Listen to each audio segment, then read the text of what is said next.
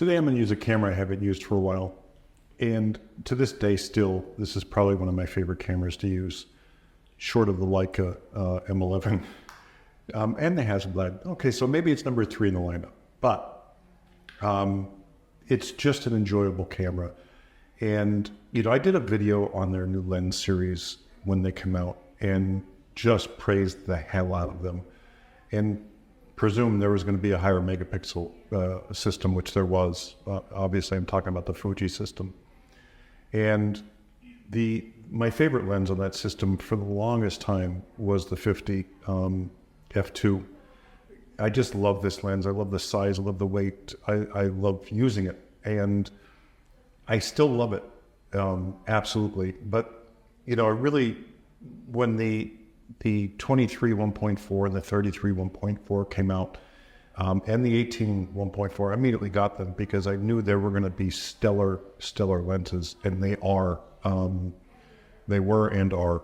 The biggest complaint people had, obviously, was the size and weight, because they were so used to the crons, the Fuji crons. But this lens, this is the 23, and the 33 and the 18, this goes for all of them, are just, they put a new look and life into the old 26 megapixel sensors that is just, to this day, it shocks me on how different and how good these lenses are on these older sensors. Now, yeah, I picked up, I have the Dura Black, but this is the Dura Silver, and I got it. It's such an amazing price. You know, it just happened to pop up somewhere, and you know, I mean, this had 0 shutter count. I mean, it's a brand new camera, and it was pure luck and pure joy. But the 23 and the 18 and the 33 on this camera, the sensor shines so much. It's just incredible. Now, I'm still going to use the 50, no matter what. I love this thing. And the 14. The 14, I think, is just a stellar lens. There's something special about it. That's the only older one. Like, I hated the 34 or 35 1.4, and I know a lot of people loved it, but I never liked it. It just never worked for me. And I had a damaged one at one time, and I sent it in for repair, and they sent it back, and they said, oh, we changed the motors, and charged me $300. And that wasn't even the issue. The lens still didn't focus. So that was a little, ugh. Anyway, that being said, I wanted to do a shoot, and I'm going to start with the 50, and then I'm going to switch to the 23. You know, when I look at the photos and see what it does, you know, I like the 56 1.2. I never tried the new one, but it's not my cup of tea. You know, the 50 gives me that 70 or 80 millimeter view, so I'm happy with it. And it does a nice job, and it's less back end, less post-processing with skin and so forth, because it's a sharp lens. It's a very sharp lens, but it doesn't resolve even 26 megapixels the way this 23 does. Like this, the 23, 33, 18, they resolve these sensors better than any lens I've ever seen on a Fuji, I mean, period. I've used the 41.2 on the X-Pro 3, and I loved it. Love the images from it. That's the Voigtlander. But man, when it comes down to it, I can use a 23 and shoot a whole event and not have to worry about it. As far as focusing, you know, it was funny because, you know, going into an autofocus system, and I know this isn't the best autofocus system in the world, but still in an autofocus system, you know, like I miss more images with the 50 than I do with my Leica manual focus. You know, I'm probably at 98%, well, 95%, let's not go too far, with the manual Fuji, or the manual M11 versus the Fuji autofocus. But this lens, it's great. It does a great job. The autofocus is decent. These autofocus, I probably missed 1 or 2 through this whole shoot.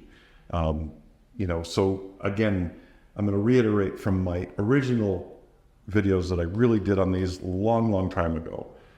They are stellar lenses.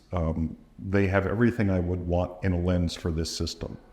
But since I haven't shot it for a while and I had a new one, I figured I'd break this camera in and shoot with it. And to this day, I think these are still relevant. I don't care about an X-Pro 4 because I really do like the rendering and the look of these files from the X-Pro 3. I love the camera. I mean, there's just, and the funny thing is I use the optical viewfinder through this whole shoot without even thinking about it. Like, I just did it because I'm so used to Leica now. So coming into this optical viewfinder, it was fantastic and it was familiar. So I do love that with it as well.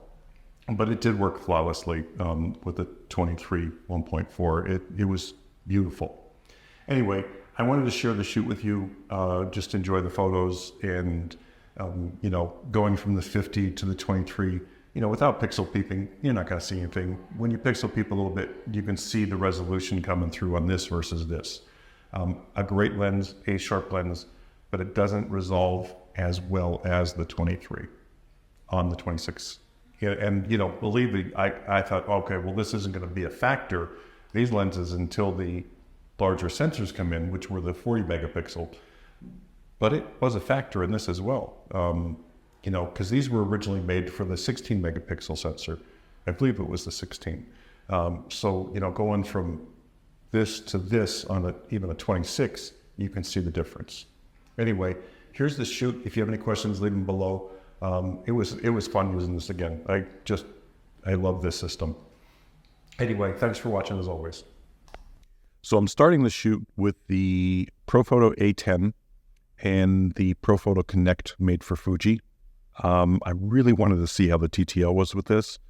And I'm using mixed lighting, but it's just ever so slight on the ambient and more towards flash. With this 50mm f2 Fujicron, which I'm telling you, I can't say enough good things about it.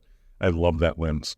I really don't find a need for the 56 1.2 when I have this lens, because I'm not huge on that, blown out backdrop background. It's not a thing for me. I appreciate it.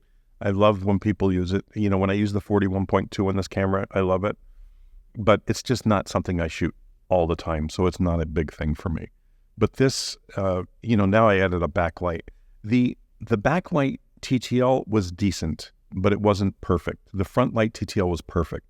Maybe it's the bigger softbox and so forth, but I did have to subtract, minus 0.7 or a full stop off that back one, and it was fine after that. But the images coming from this thing, this is straight out of camera. It's not color balanced or anything, but it's really good. It's a solid system. I would when they first came out with the Fuji remote for Profoto, it was iffy at best. Right now it is absolutely spectacular. It is dead on. I can actually say, recommend someone use TTL if they're doing an event or something, because this thing just works. In studio, obviously, but I'm going to take it to an event and try it and see how it does, and I'll hopefully post a video. But you can see the backlight there. It's a little overexposed, so I have to drop it back. But I wanted to show you what it looked like with that overexposed. And now switching the A10 to the back with a grid on it for the hair light. And I'm using the smaller Click softbox or Click Octa or whatever the hell they call it with the A2 up front, because I want that beauty lighting kind of look. Now, I'll pull in a beauty dish one of these days, because when I'm doing a commercial job, I use a beauty dish. I love a beauty dish. I do not use a collapsible beauty dish. I've tried them. Nothing beats a straight, old-fashioned metal beauty dish. I know they're a pain in the ass to travel with, but they work so well. Now, this is zooming in with that 26 megapixel sensor and the 50mm f2. It's a wonderful lens. You saw the skin. It renders so beautifully. It's sharp. It does what it needs to do. So as far as a crop sensor, 26 megapixel, what is this, 3-4 years old now? This camera is still wonderful. Like it's still my favorite system or the favorite camera in this Fuji system.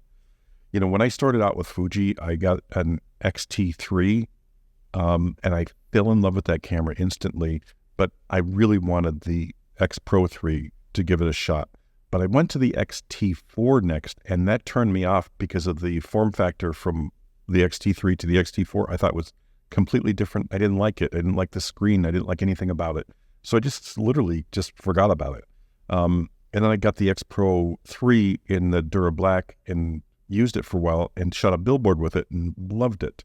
Now I switched over to the 23 1.4. You can see the rendering. You can see the backdrop. It's gorgeous. Like the detail, the rendering of that 26 megapixel sensor, it's a different look, a different vibe with these lenses. So I can't recommend enough the 23, the 33, and the 18.